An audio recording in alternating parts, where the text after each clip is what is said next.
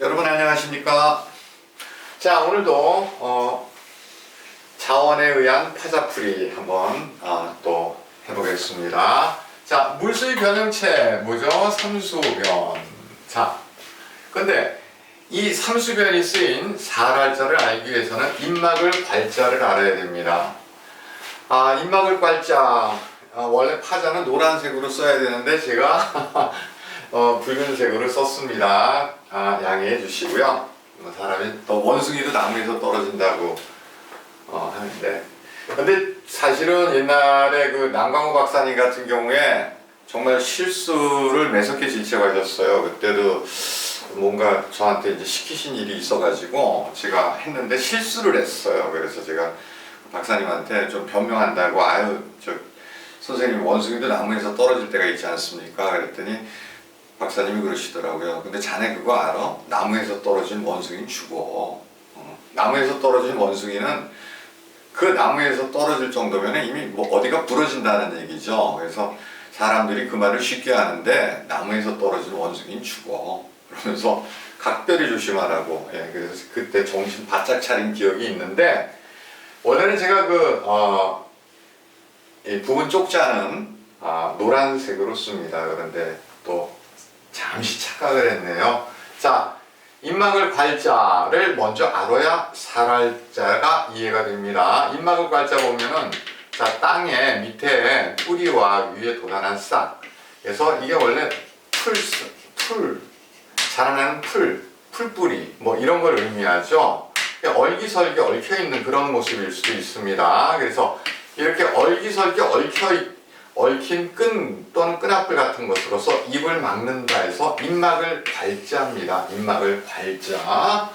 자, 그러면 살알자는, 자, 물이 막혀있다가, 입막을 괄자니까 막혀있다라는 뜻이 있겠죠. 막혀있다. 물이 막혀있다가 탁 북처럼 터진 겁니다. 물이 막혀있다가 터져서 흐르듯이 탁 치고 둑을 치고 나오듯이, 또는 위로 솟아오르듯이 그렇게 활기 있게 산다 해서 살활자입니다. 살활자. 그런데 이거를 뭐 이제 좀 암기하기 쉽도록 하기 위해서 자원을 정확하게 이해하지 않고 마치 물이 혀에 닿아야 산다, 뭐 이렇게 이거를 그냥 글자 그대로 혀설자로 해석을 하는 그런 경우도 있습니다만은, 그래도 이렇게 자원을 알아야 이 글자에서는 설사 이렇게 해석하든 나름대로 암기하는 데는 별 지장은 없을 겁니다. 하지만 우리도 영어에서 파생어가 중요하듯이 한자에서도 이런 부분 글자를 정확하게 이해하는 것이 장기적으로 봤을 때 확장성, 그러니까 학습이라는 거는 눈사태 효과가 굉장히 중요하죠. 눈사태 효과가 뭡니까? 산 위에서 처음에는 아주 작은 눈덩이가 한 바퀴 굴르면 조금 묻고, 두 바퀴, 세 바퀴, 네 바퀴, 다섯 바퀴, 그래갖고 마지막 산 아래 내려오면은 이게 한 바퀴만 굴러도 위에 조금 묻던 거예요. 그 10배, 20배씩 붙어 나갑니다. 그처럼 이런 파자 또는 쪽자를 정확하게 이해하는 것이 한자 학습에 굉장히 중요한 내용이 되는 것입니다. 그래서 물이 어떻게 됩니까? 막혀 있다가 팍 터져서 콸콸 쏟아져 나오는 겁니다. 이렇게 활기 있게 산다 해서 살활자입니다. 논답자, 자, 물이 많이 들어가는 경작지, 답전자, 경작지를 의미하죠. 그래서 논을 뜻합니다. 논이 유난히 물을 많이 머금죠. 그래서 논답자입니다. 씻을 욕자, 물이 있는 계곡에서, 자, 골복자죠. 사람이 몸을 씻는다. 씻을 욕자입니다.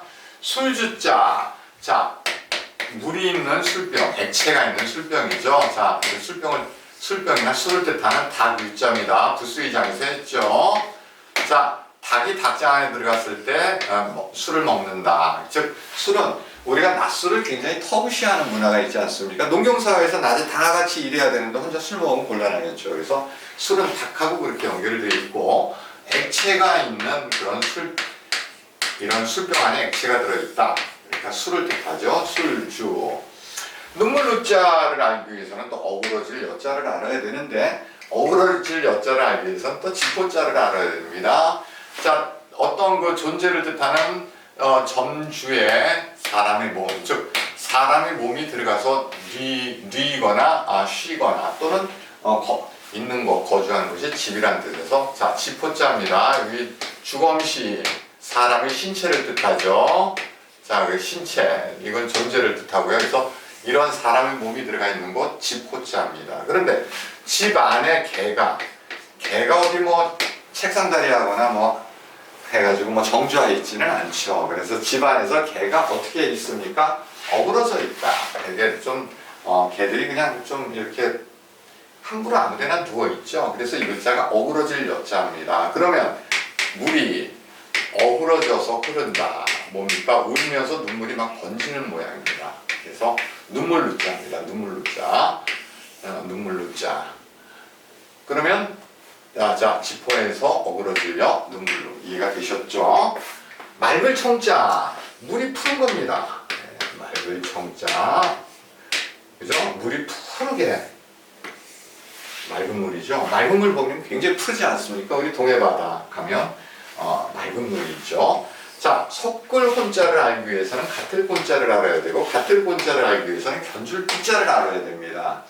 자, 견줄 빗자, 비수비자 같은데 이게 사실 늙은 사람의 둘입니다. 즉 사람을 뜻하죠. 사람 둘이 서로 어깨를 나란히 하고 견주는 겁니다. 자, 늙은 사람이 자 누차 나왔었죠. 이것도 뭐 변형체로 쓴 겁니다. 사람들이 서로 나란히 견주는 거고요. 태양 아래, 하늘 아래 서로 그렇게 견줘봐야 서로 어떻게 보면 도토리 키재기라고 보면 됩니다. 그래서 같을 곤자입니다. 같을 곤자. 그러면 물이 서로 같아지도록 어떻게 합니까? 섞는다. 섞을 혼자입니다. 섞을 혼. 섞일 혼 그러기도 합니다. 자, 다음에 더할 첨자를 알기 위해서는 역시 더럽힐 첨자를 알아야 됩니다. 위에 자, 이 글자가 무엇의 변형이냐? 하늘천의 변형입니다. 하늘천에서 변형자를 써가지고 자, 하늘을 두려워하는 마음입니다. 하늘을 두려워하는 마음. 뭔가 내가 내 마음을 더럽혔을 때 우리가 하늘이 두렵다 그런 얘기를 하죠. 그래서 하늘천의 변형에 마음심의 변형. 그래서 하늘을 두려워하는 마음. 더럽힐 첨자입니다. 그러면 우리가 뭔가 더러운 것이 있다. 더러운 어떤 하여튼 오물이 여기저기 흩뿌려져 있다. 어떻게 합니까? 물을 부어서 씻죠. 자, 그래서 그렇게 물을 갖다가 더러운 곳에 더한다는 뜻입니다. 더한다. 이제 퍼붓는다는 얘기죠. 그래서 더할 첨자가 됐습니다. 더할 첨. 자, 다음에 흠칠도를 이해하기 위해서는 또 침연자를 알아야 됩니다. 이런 타자, 부분 쪽자 굉장히 중요하죠. 자원에서. 이런 거 좀 설명하기가 좀 어렵거나 곤란하기 때문에 대충 이제 상형문자다 뭐 이렇게 자꾸 모르고 가는데 한자에서 상형문자 비율 1%밖에 안 된다고 누차 말씀드렸습니다. 자, 치면자. 자, 하품음. 자, 벌어진 입과 거기서 나오는 입김을 뜻하죠. 하품음인데 입을 뜻합니다. 그러면 액체가 입에서 흘러나오는 거 뭡니까? 침이죠. 침연자입니다. 액체가 입에서 흘러나오는 거 침연자. 그러면 침을 흘리면서 그릇에 음식을 훔친다는 뜻이죠. 자, 침연자 밑에 그릇명사가 붙었습니다. 그래서 침을 흘리면서 그릇에 음식을 훔친다. 자, 이렇게 한번 또 정리를 한번 해보고요. 오늘 한자 공부 여기서 마치겠습니다. 그냥 듣기만 하고 그냥 또 넘어가지 마시고 이 강의 끝나면 끝에 반드시 제가 쓴 교재, 거듭 말씀드리지만 29년 전에 쓴 교재. 근데 29년 전에 출간을 했는데 그 해에 92년도에 써가지고 92년도에 출간한 거 아닙니다. 저 책 쓸 때는 벌써 훨씬 30몇 년 전이죠. 저 혼자 그냥 자원학을 연구를 했던 겁니다. 반드시 제가 올려드리는 교재 캡처하셔서 출력하셔서 한번 읽어보시고 한번 써보십시오. 그러면 여러분들 한자 실력 정말 일취월장하시고요. 6개월만 지나면 뭐 외국인들하고 일본인, 중국인, 뭐 대만인, 뭐 홍콩인, 뭐 싱가포르인하고 얼마든지 서로 필담으로 대화 주고받을 수 있습니다. 계속해서 여러분의 한자 학습을 위해서 저는 정성을 다해서 노력하겠습니다. 감사합니다.